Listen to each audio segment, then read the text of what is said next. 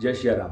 आज की वीडियो में बात करेंगे कि श्रावण मास में अमावस्या कब है, हमें पितृदोष से मुक्ति कैसे मिल सकती है और हमें किन विशेष चीज़ों का दान करना चाहिए। श्रावण मास 2025 में अमावस्या 23 तारीख को रात को 2:30 से शुरू हो जाएगी और 24 तारीख को गुरुवार के दिन रात को 12:40 तक रहेगी। ऐसे में उदया तिथि के अनुसार अमावस्या का पर्व 24 जुलाई को गुरुवार के दिन रखा जाएगा।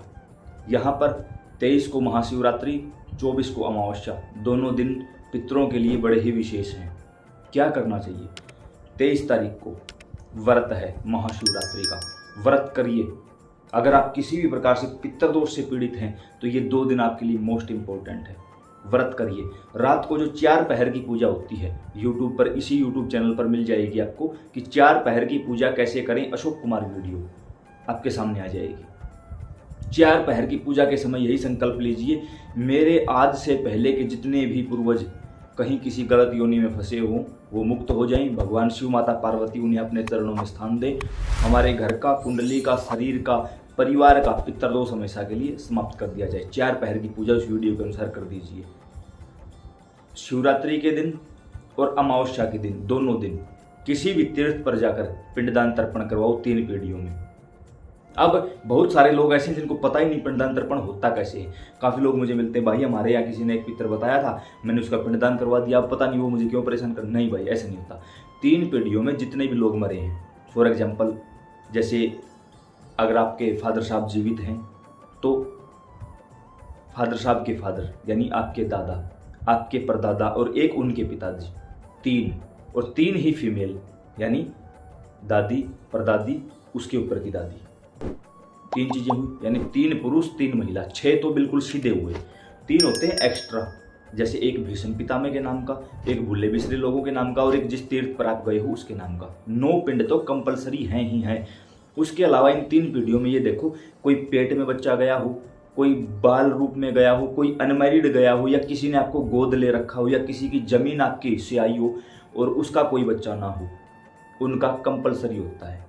काफ़ी लोगों ने ये कहा भाई चाचा ताऊ जो हैं वो अलग हो चुके हैं, उनका अलग पीढ़ी चल चुकी है, उनके बच्चे अलग, उनका आपको कुछ नहीं करवाना।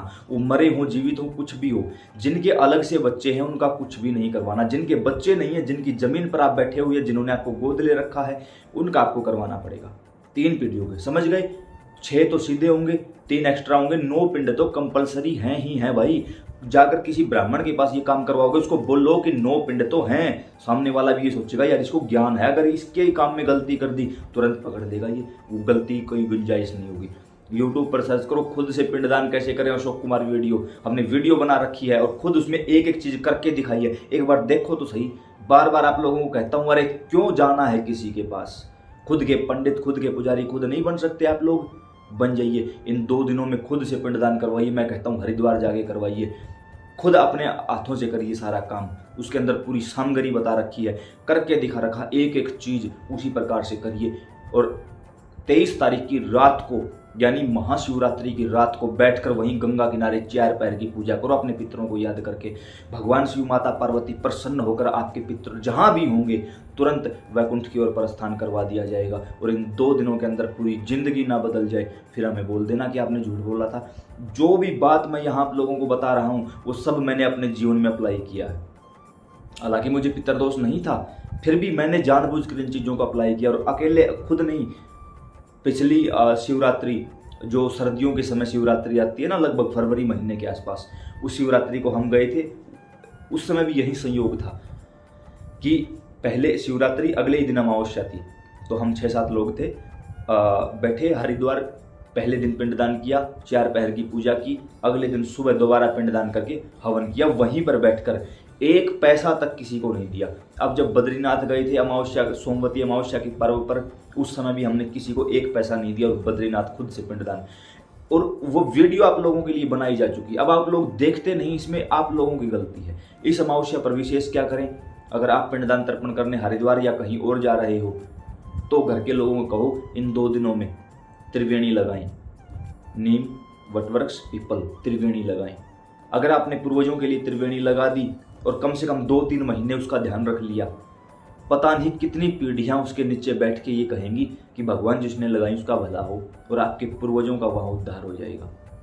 सिंपल तरीका है, एक भी पैसा नहीं लगा, खुद की मेहनत है, किसी के पास जाना नहीं पड़ा। अब किसी को पाखंडी कहने से पहले, झूठा कहने से पहले, फ्रॉड कहने से पहले 1000 बार सोच लेना। उंगली एक सामने की तरफ गई है, 3 उंगलियां अपनी तरफ हैं भाई, सोच लेना ये बात। तो किसी के चक्कर में मत पड़ो, खुद के पंडित, खुद के पुजारी खुद बनो। फिर भी अगर यहाँ वहाँ धक्के खा रहे हो, आपकी कमी होगी, किसी दूसरे की गलती मत बताना, क्योंकि जिसके पास जा रहे हो, आप गए हो, वो नहीं आया चल के आपके पास। तो उम्मीद करता हूँ जानकारी समझ और पसंद आई होगी। पितरों के बारे में कोई भी जानकारी चाहिए, इस वीडियो के एंड स्क्रीन के रूप में पूरी पितरों की प्लेलिस्ट लगा दी जाएगी। नीचे डिस्क्रिप्शन बॉक्स में पूरी व्हाट्सएप ग्रुप का लिंक दे दिया जाएगा, आप जाके हमारे ग्रुप से जुड़ सकते हो। सीताराम।